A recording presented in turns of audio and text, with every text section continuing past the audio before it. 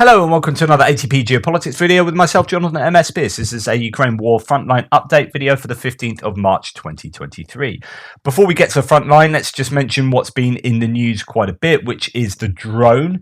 The MQ-9, the Reaper drone, that was clipped at its back by Russian jets and then fell out of the sky. Rebar has reported, this is yesterday, already reporting that the Russians had got there first to pick up what's left of the drone. Rebar said it was reported that Russian sailors conducted a search operation were able to pick up some parts of the American MQ-9A drone that crashed at 9:28 yesterday morning. A moment of communication while raising part of the wreckage of the American drone. A part of the object has been lifted. What is a part? Over. It's an internal combustion engine casing. Whether that's actually happened, I don't know, but that's a claim here from Rebar that they've picked up part of the drone. It played in our favour, says Rebar, that the Reaper itself got very close to Crimea and was 60 kilometres southwest of Sevastopol before it crashed. By crash, it means knocked out of the sky by a Russian jet, which allowed our units to easily fish out the wreckage. Romanian helicopters tried to fly to the crash site. However, after flying a little over 100 kilometres, they turned back to the site.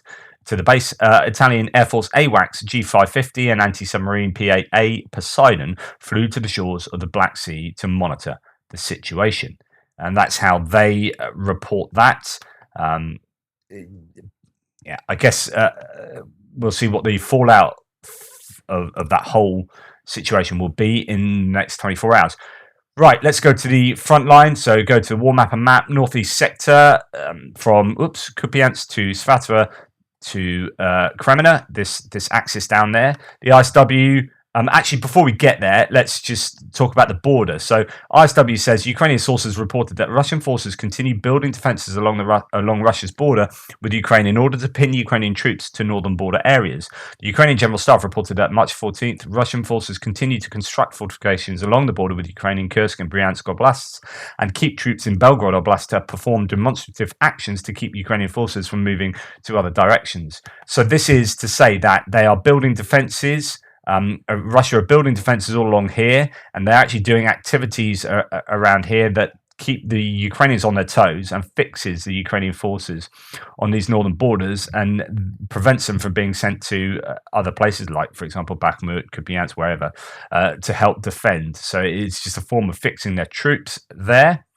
And as we come to the Kupiansk to Svatova to Kremina front line, ISW says there's repelled attacks in Hranikivka and Dvorichna. So these are here.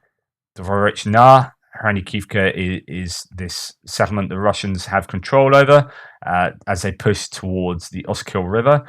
NOAA reports claimed yesterday that the Ukrainians are at this place to the west of the Oskil River now. But there are some who claim that there is some presence in Hranikivka as well. So I don't know if that is contested or not. For example, Poulet-Volon's map still has Ukrainian presence to the east of the river, the Oskil River, and there is potentially a grey zone in Hranikivka itself, but I haven't seen too much other information about that from other sources.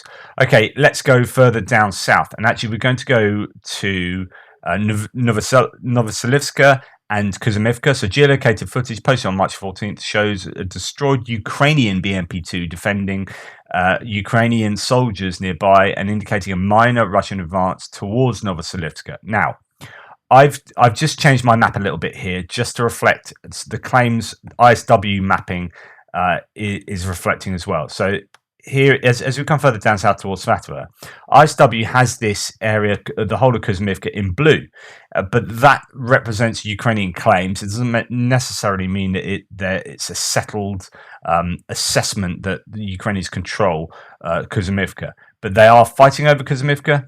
Now, the footage that the ISW is referring to here, George Barris, who is part of ISW here, says, we refined our front line for assessed Russian advances south of Novoselivska, Luhansk Oblast, based on geolocated footage published on March 14th that shows a destroyed Russian vehicle next to defending Ukrainian soldiers. And I have got that geolocation there for you, right in the grey zone between the two lines. But actually, I personally think that actually shows that the Ukrainians are further forward. If they're actually defending there, if they've got trenches there, then that's slightly further forward than I had gave them credit for being. But it seems to say that indicates minor Russian advances. I'm not 100% sure that I would agree with that, but nonetheless, they've obviously got maps. Their mapping is slightly different from mine, but it's interesting that on their map they have Ukrainian control, or at least assessed counteroffensive, in this whole area here of Kuzmivka. So I don't know. I've placed that on my map, and I'll probably redraw it later, put it back to where it was. But just to give you an indication of what ISW are claiming there, and let's just go on to that footage, which is just below here. So that's the footage of that's a Ukrainian BMP just there. So these are Ukrainians in the trenches. That is definitely the case.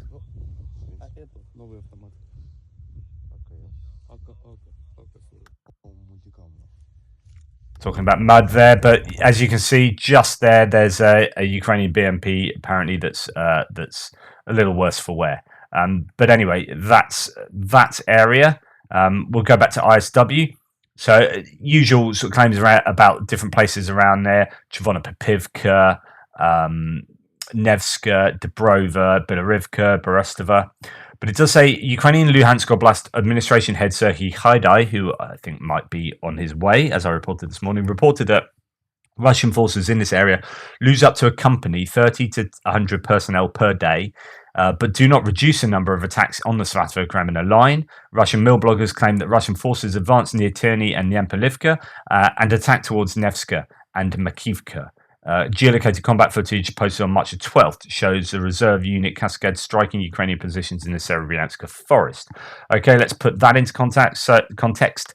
So there is claim that the Russians are attacking towards Nevska and Makivka here, and that they've made some progress towards Terny and Nyempelivka. I think that's probably represented by the couple of fields that I had added to my map over the last couple of days in line with Deep State's map. But really not too much to report in that respect. Fighting around Dubrova, Bilorivka, and then Berestova as well, which is down there. And then really we're back into Bakhmut and exactly what is going on there. So let's join in on Bakhmut. A couple of things to mention about Bakhmut before we go on. I mentioned these in the news update this morning. So a Russian Su-25 fighter plane disappeared from radar. Now reported shot down by the armed forces near Bakhmut. In fact, the Russians are quite active in the air around Bakhmut. I think they picked up along a lot of the front line, but as a result of being more active, of course, they're putting themselves under threat of being taken out of the skies, and that's what's happened there. Of course, there are claims about Ukrainian planes as well. Officer Laitoka, and I talked about this morning, from the Ukrainian 93rd Brigade rings the alarm and talks about a catastrophic shortage of shells in Bakhmut. He continues, "We know 75% of the Russian firing positions, but can't hit them. The command also forbids using specific weapons because it's unaffordable." And there has been, I mentioned this earlier, that the Russians claiming that they have a real shell hunger is comparative in a sense to the Ukrainians, and not as bad as the Ukrainians. So when the Russians have a shell hunger, so some sources are saying, they are wanting to fire an absolute shed load of shells, and they can only fire a certain proportion of that now, which is still higher than what the Ukrainians are able to fire. And the Ukrainians were firing far fewer shells before, and now have their own shell hunger and can fire very few. So it's kind of all moved down. So there's still this advantage for the Russians, and their idea of a shell hunger is their idea of, like, you've got a famine here for the Ukrainians and like very hungry for the Russians. But there is a difference between the two. At least that's what some people are saying. What the exact figures are, I don't know, because you still hear claims that the Ukrainians are successfully shelling Russians in certain areas of Bakhmut. Reporting from Ukraine talked about that, but then of course that's a fairly pro-Ukrainian source. But anyway, A T-72 has been hit in eastern Bakhmut. That's been geolocated to the eastern Bakhmut. That's just something else to add into the mix. But generally, it's a tough day for Bakhmut. There have been losses around Bakhmut, as in losses of territory, and it's a general squeeze that's continuing to take place. ISW talks about general pressure all around, repelled attacks all around. Russian mail bloggers widely claiming that Wagner group fighters captured the Vostok-Marsh plant in the northern part of the Azov complex in northwestern Bakhmut and posted images reportedly showing Wagner troops inside Vostok-Marsh. Okay, so Bakhmut is here. We have the northern areas here. Pressure still all around. In fact, if you look at maybe Poulet-Volon's map, nice and clear, gives you a sense of what's going on around Bakhmut. Yep, here we go. So Bakhmut is here. Chasiv Yar over there. Pressure in this northwestern area, and in fact, if you go further up north as well along this road, you have. I mean, now this is not even in red anymore. This is like soundly Russian territory. Krasnohora, Avdiivka, God, words I haven't said for a week or so now because they've been under Russian control. Pidorodny, Solidar further up north, but they are pushing to the northwest there, and they're pushing in the southern areas, and they're pushing down into the Azov steelworks here, or metal plant. Not actually represented as much on Poulet-Volon's map there. So if we go to mine. Right, there is fighting towards, up the M03 or E40 highway towards Minkivka. Zalizhnyansky has apparently fallen now. This is being reported by some people, but not definite. No report says Wagner PMC claims that they have captured the village of Zalizhnyansky, north of Bakhmut. So far, no visual evidence of this claim has been shown, waiting for additional confirmation. On the other hand, Syriac Maps says, so we go to the one about Zalizhnyansky, there's a bit of gain in the fields there, but also the fields north of the road. So it says that Russian army has entered Zalizhnyansky following the Ukrainian withdrawal towards the northern hills to avoid being encircled. So just to put that on my map, you've got Zalizhnyansky here. You've got some higher ground just behind that, according to Syriac maps and Russian sources, the Ukrainians have retreated to, ceding Zalizhnyansky to the Russians, whilst also taking some ground, I think, around here, actually, that I already had under Russian control anyway. So Syria maps just making that claim as well. Just a couple of fields there. But I already had that under Russian control. So it's a lot of pressure towards Orikovo-Vasilivka. Zalizhnyansky may have fallen. And then we are getting down towards the northern areas of Bakhmut, from Yahidnes down south, and Kromova. Repelled attacks around Kromova, and that's the one that I say is super key. Kromova goes, you're really in trouble there. But it's not looking good for the Ukrainians. There's no doubt about that. Differing claims. Deep State map doesn't have this part of the building complex under Russian control, just this part here. I've got that part in line with Syriac maps and some more pro-Russian sources. Worst case scenario, that's what's going to be the case.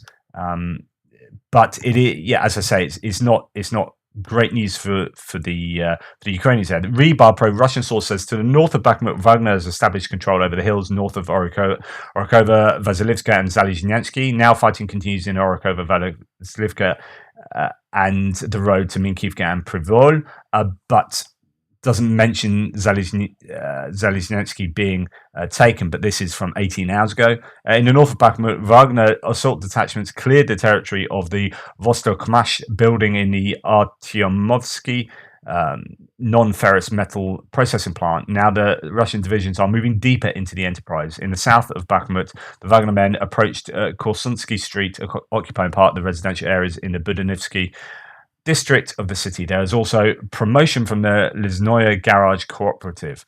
I'm not quite sure what that means. In the southwest, positional battles are taking place near Ivaniska, where Russian units continue to sortie to the strongholds of the 93rd Mechanized Brigade, hampering the defensive capabilities. Okay, so what that looks like. So pressure down here. Apparently, the Russians are moving further into this steelworks enterprise here, this Azom plant, and then we come further down south. I don't know there's been any movement in these southern and eastern. In fact, I haven't heard anything about the east for a few days, really, and southern suburbs. But to the southwest, this area here, the Russians have taken these 4 blocks, as according to Syriac maps again. So if we go back there to look at their claims, here we have it. So this goes along with what Rebar says. The Russian army has crossed Korsunskoho Street and entered into the centre of Sanalet district, heading to Industrial College. Reports about the capture of Tchaikovskoho Street by the Russians are not true, which is to say that these roads around here are under a lot of pressure. Just to give you an idea of those roads being mentioned, this is Korsunskoho Street that goes in this direction, and then they're pushing to the north through those neighborhoods. It's tough going around there, and of course, the net does seem to be closing. Okay, they haven't made much progress in Kromova over the last few days, but every few blocks that they are making, the Russians progress further north from here, they are closing that net and restricting the Ukrainian ability to extricate themselves, to extract their forces from Bakhmut. It really is difficult, but as we know yesterday, Zelensky and advisors have unanimously decided to keep defending Bakhmut.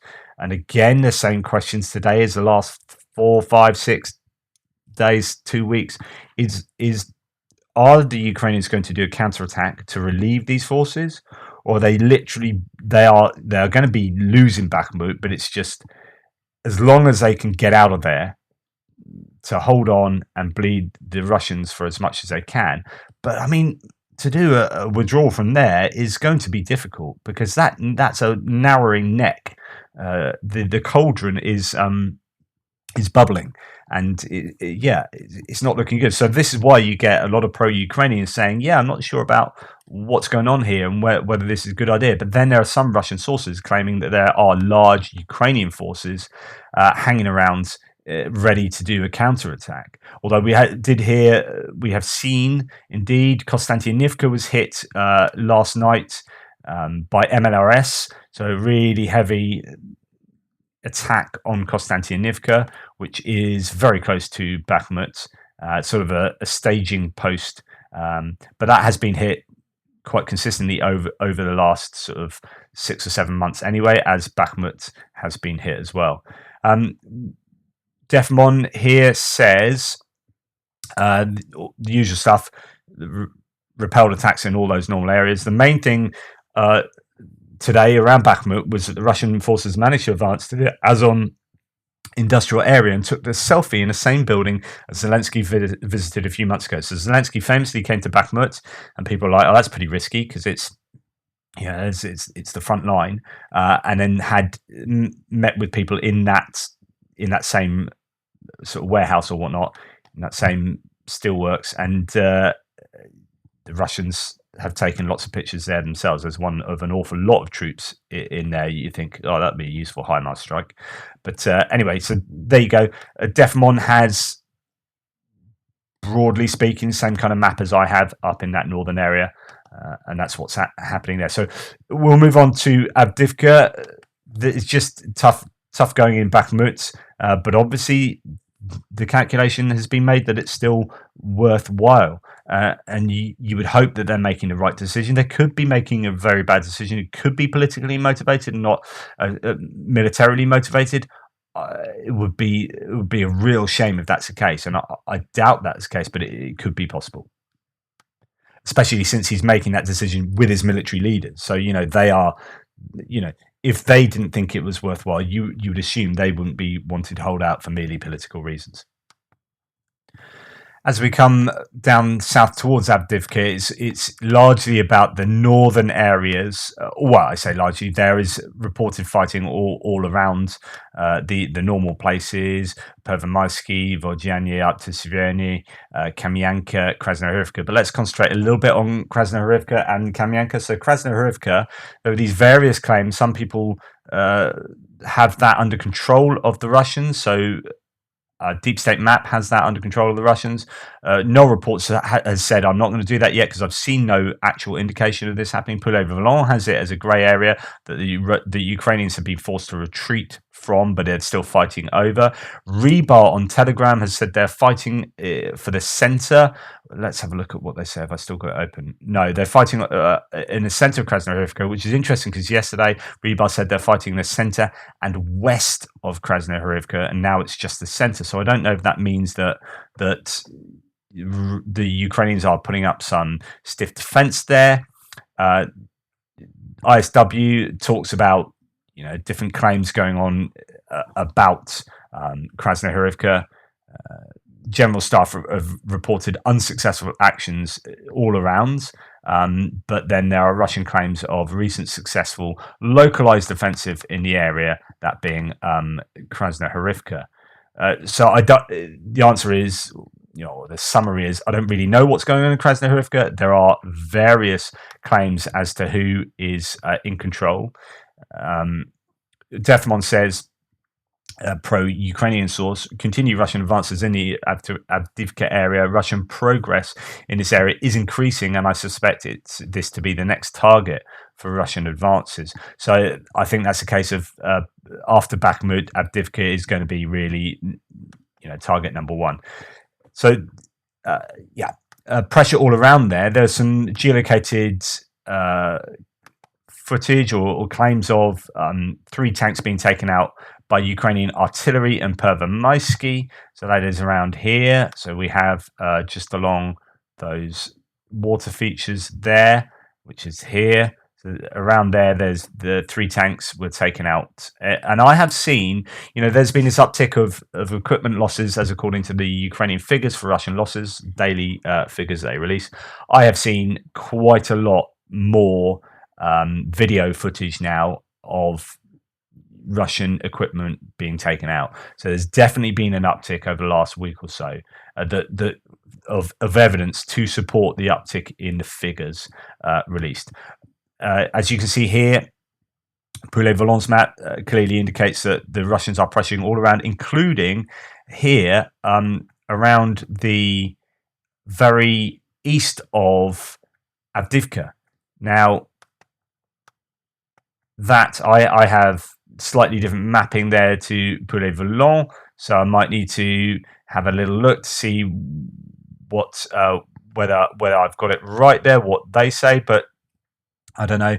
I don't know if that's just an indication of what's been going on there for some time, but I have to say he indicates that there's Russian gains there, and I'm just I don't know that that's anything new because I've pretty much got that apart from this area here, so I might have to have a look at that later. Anyway, let's move on to Marinka. So repelled attacks around Nevelsky, and then just fighting in Marinka again. Fierce fighting according to Rebar, but no actual details.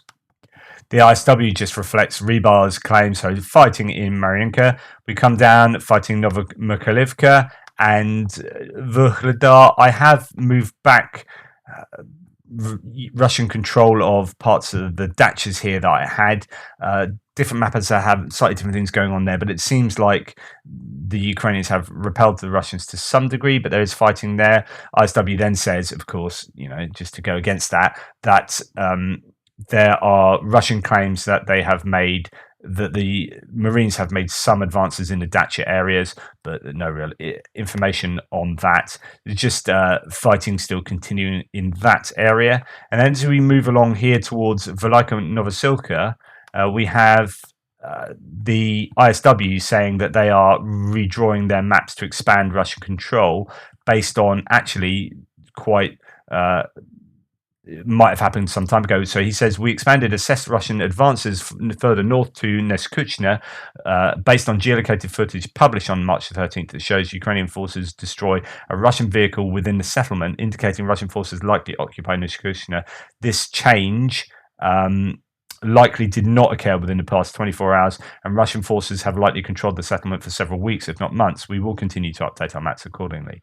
And that's the information for the vehicle that was, that's a video footage of the vehicle taken out by the Ukrainians, a Russian vehicle, but for it to be there means that there is control over that settlement. That is the implication.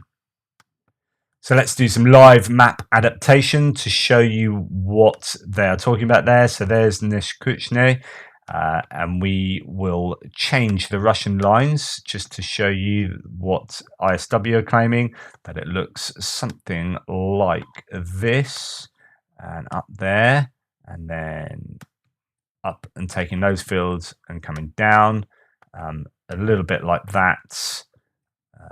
That is the claim there.